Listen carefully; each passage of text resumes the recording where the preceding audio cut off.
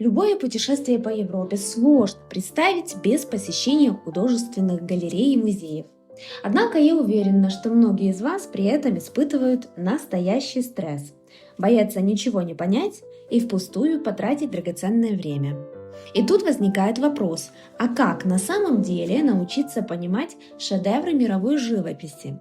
В этом выпуске я разделю все знаменитые картины на 3 категории по уровню сложности и разберу каждую из них. Посмотрите это видео, и вы перестанете бояться, что поход в Лувр будет смертельно скучным. Вы поймете, как подходить к разным стилям картин, где есть порог вхождения, то есть нужны фоновые знания сюжета или истории, а где достаточно будет ваших глаз и чувств. Если вас вдохновляет творчество и искусство, тогда подписывайтесь на наш канал и обязательно напишите в комментариях, какие темы вам интересны. Я создаю выпуски на основе ваших идей.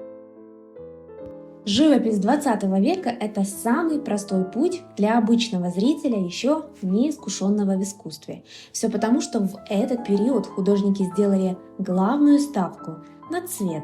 В работах импрессионистов и постимпрессионистов почти нет сложного сюжета или глубокого философского подтекста. Вам не нужен багаж академических знаний, чтобы получить истинное удовольствие от просмотра. Ведь это наслаждение в чистом виде, которое работает через наш механизм выброса дофамина. Как только ваши глаза видят эти краски, мозг автоматически начинает вырабатывать дофамин, вызывая чувство радости и эстетического опьянения. Именно поэтому в современной моде яркие образы называют дофаминовым стилем. Самый яркий пример такой дофаминовой живописи – работы Ван Гога. Если вы зайдете в Государственный музей в Амстердаме, то заметите, что картины Ван Гога на фоне остальных буквально светятся. Даже человек, бесконечно далекий от искусства, замрет перед его работами. Сразу чувствуется, что перед вами творение величайшего мастера. Конечно, если вы немного знакомы с историей искусств и биографией Ван Гога, если вы знаете, в каких обстоятельствах и в каком душевном состоянии он творил, эффект будет в разы сильнее. Но почему эта живопись, не требующая подготовки, вызывает такой восторг и заставляет мозг вырабатывать дофамин? Здесь кроется целая наука. Возьмем, к примеру, картину Клода Моне «Впечатление. Восходящее солнце». Почему она так западает в душу? Прежде всего из-за использования принципа контрастных цветов. Моне выбрал мощное сочетание синего и оранжевого. Что такое эти контрастные цвета? Их еще называют дополнительными или комплементарными. Это цвета с максимальной разницей цветового тона.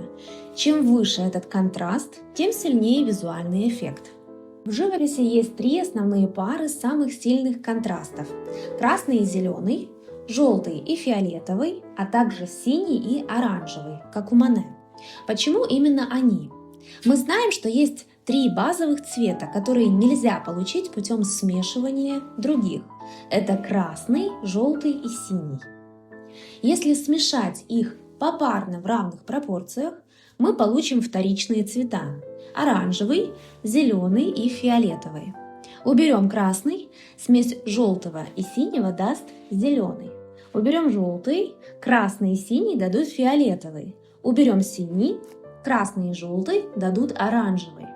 Когда мы ставим основной цвет рядом с тем, что получился из 2 других, возникает максимально резкий и сочный контраст. Но почему картина Моне при таком контрасте цветов кажется такой мягкой и приятной? Потому что он использовал принцип взаимного дополнения. Проще говоря, в синий цвет он добавил немного оранжевого, а в оранжевый – синего. Такое приглушение чистоты цвета делает всю композицию гораздо мягче. Вот почему все полотно кажется немного сероватым и дымчатым. В этой общей серости достаточно сделать один маленький объект, например, солнце, более насыщенным по цвету, и он мгновенно станет центром вашего внимания. Как видите, даже в такой маленькой картине скрыто огромное количество знаний. Художнику нужно понимать эти тонкости, чтобы создавать такие шедевры. Но зрителю достаточно просто смотреть и чувствовать. Теперь вы знаете, яркие мазки импрессионистов работают именно на ваши эмоции. Если глаза различают оттенки, вы сможете получить чистое визуальное удовольствие без особых знаний и усилий. Поэтому порог вхождения для этого типа живописи самый низкий. Достаточно просто чувствовать. Но в залах с классикой все иначе. Здесь важен не всплеск цвета, а то, как устроена сама форма. Французский историк искусства Ипполит Тен считал, суть любого искусства заключается в подражании реальности. В своей книге «Философия искусства» он объясняет, если взять поэзию, скульптуру и живопись, мы увидим у них одну общую черту. Все это подражательные виды искусства. Скульптура, например, стремится максимально точно передать образ и форму.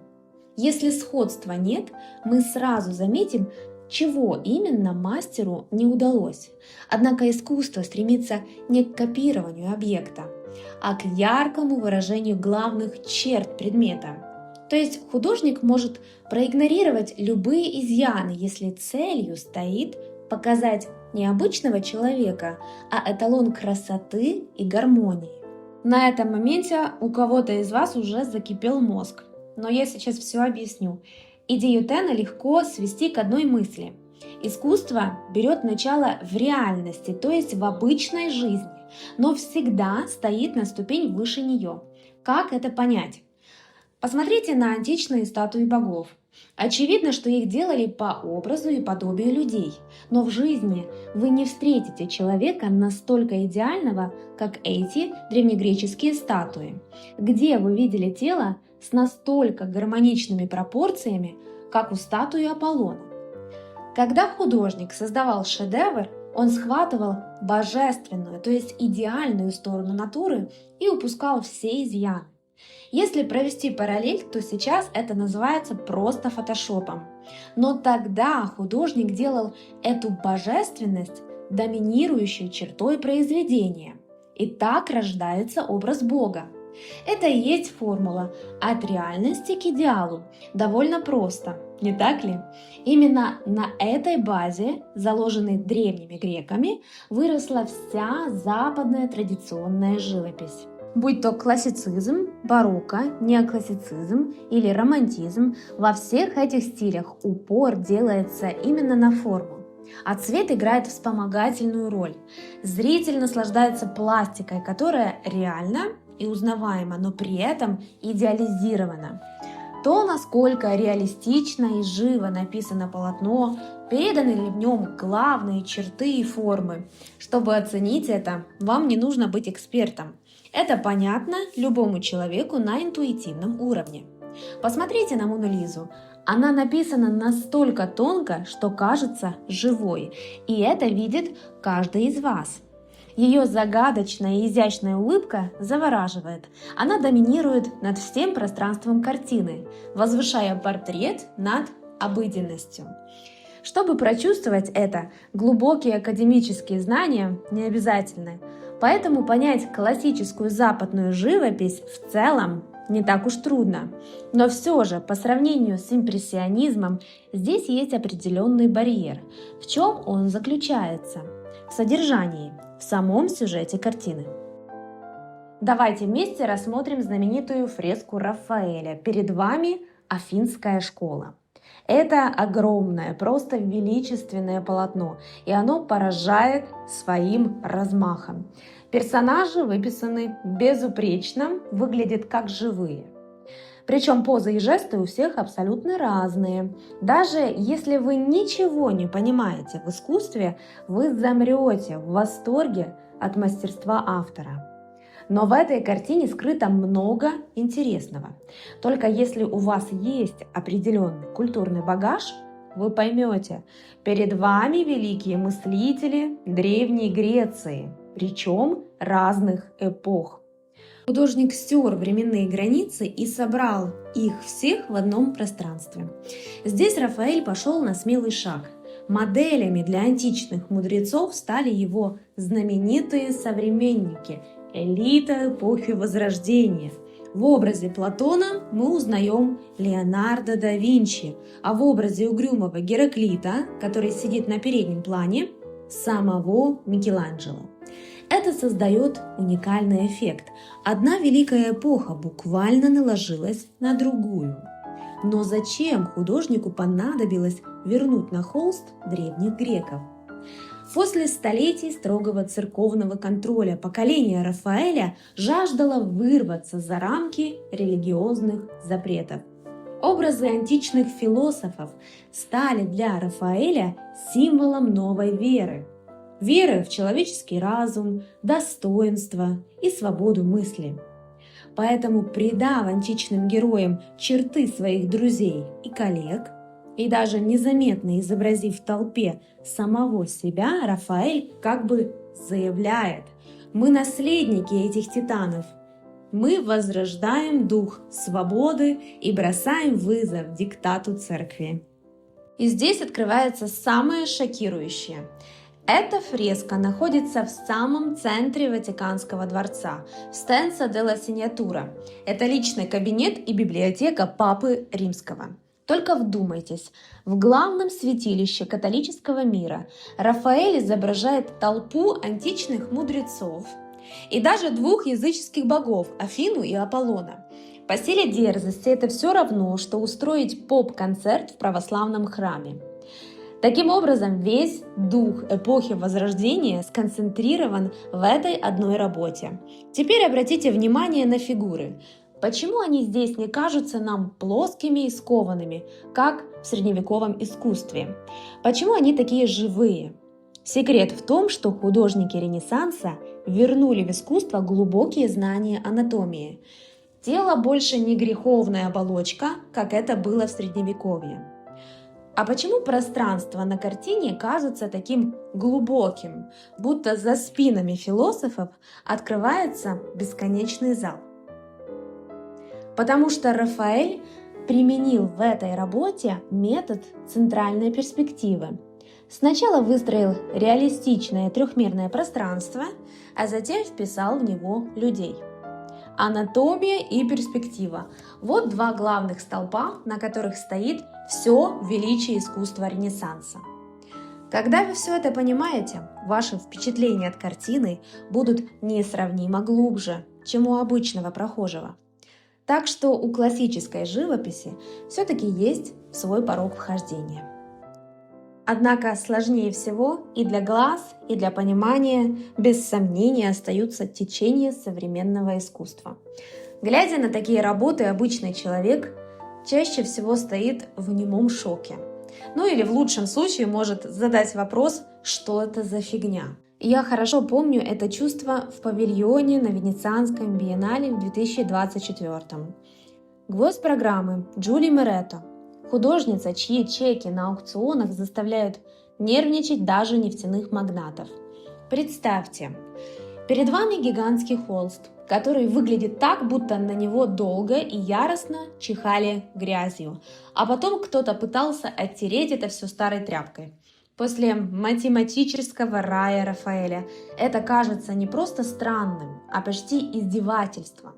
Ты стоишь перед этим месивом и мучительно пытаешься понять, это зашифрованная трагедия человечества или кто-то просто решил, что ведро серой краски – это уже концепт. Где анатомия? Где перспектива? Где хоть одно доказательство того, что автор не просто махнул рукой, а действительно пытался что-то создавать? Но именно здесь мы и попадаемся в ловушку. Мы пытаемся измерить современную работу линейкой Рафаэля.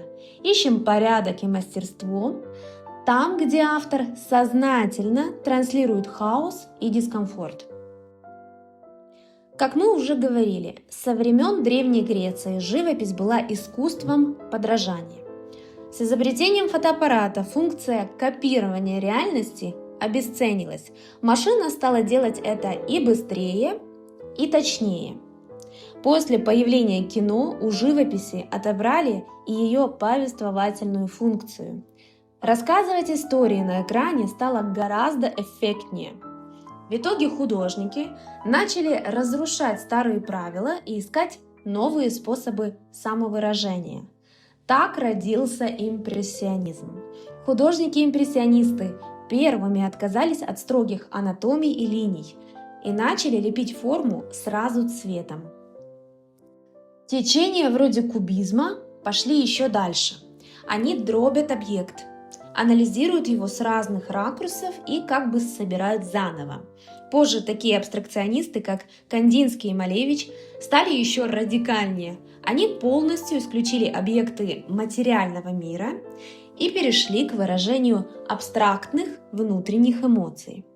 Разрушив все традиции, многие мастера перешли к антиживописи и начали использовать кисти для борьбы с самой идеей классической картины.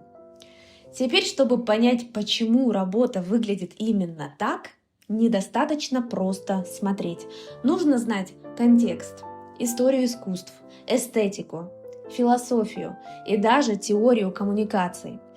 Но даже если вы поймете логику современного арт-объекта, это еще не значит, что вы сможете наслаждаться самим произведением.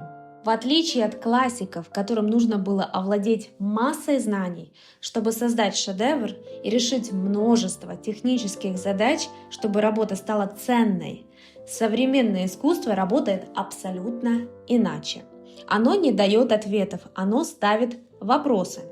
Оно как бы говорит: «Ну и как ты будешь меня понимать? Давай, покажи, на что ты способен». Современный зритель – это и есть настоящий художник, потому что именно он должен найти ответ на брошенный вызов. Чтобы по-настоящему понять современную картину, нужно как бы самому быть художником в душе. Когда вы чувствуете резонанс с таким произведением, вы фактически завершаете его созидание. Тот, кто поставил подпись на холсте, лишь дал вам повод для этого внутреннего акта. Самый известный пример такого нового искусства – перформанс Марины Абрамович в Нью-Йорке. Она просто сидела на стуле в музее, а посетители могли сесть напротив и посмотреть ей в глаза. Со стороны это кажется абсурдом. Никаких красок, никакой техники, никакой работы художника в привычном понимании. Просто два человека смотрят друг на друга. Но во время этого эксперимента люди массово начинали рыдать. Дело в том, что объектом искусства здесь была не сама Марина, а то, что происходило внутри зрителя. Человек оставался один на один со своими мыслями и эмоциями, от которых в обычной жизни мы привыкли бежать. Это и есть итог долгого пути. Искусство перестало быть просто предметом на стене и стало живым опытом. Оно больше не должно быть красивым, оно должно вызывать реакцию. Наверняка многие в той очереди тоже поначалу думали, что это какая-то глупость, но в этом суть. Поэтому не заставляйте себя любить современное искусство. Если резонанс случился, это прекрасно. Если нет, значит этот инструмент пока еще просто не для вас.